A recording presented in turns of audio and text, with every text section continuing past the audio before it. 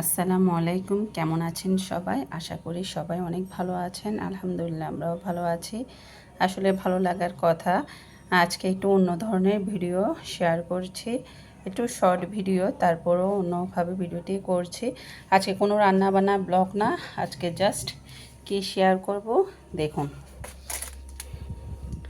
আমার হাতে বানানো কেক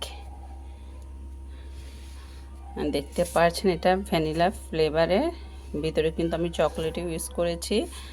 দেখতে পাচ্ছেন এটা 5 পাউন্ডের কেক। এটা কিন্তু আমার জন্য না, এটা অর্ডার করা হয়েছিল, আমার বোনে অর্ডার করেছিল আমার কাছ থেকে। এটা 5 পাউন্ডের ভ্যানিলা কেক, আর এটা 3.5 পাউন্ডের মতো চকলেট ফ্লেভারের কেক। দুটোটা কেক কেমন হয়েছে অবশ্যই কমেন্টে জানাবেন। আর আমি যেহেতু নতুন নতুন কেক শিখছি, একটু ফিনিশিং বা ডেকোরেশন একটু আসবে। আসলে শিখতে শিখতে সব কিছু চলে আসবে, মানুষ সবই পারে যদি চেষ্টা করে।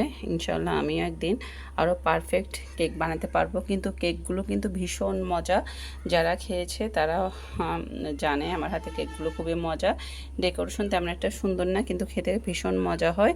আলহামদুলিল্লাহ, আজকের ভিডিও এই পর্যন্ত।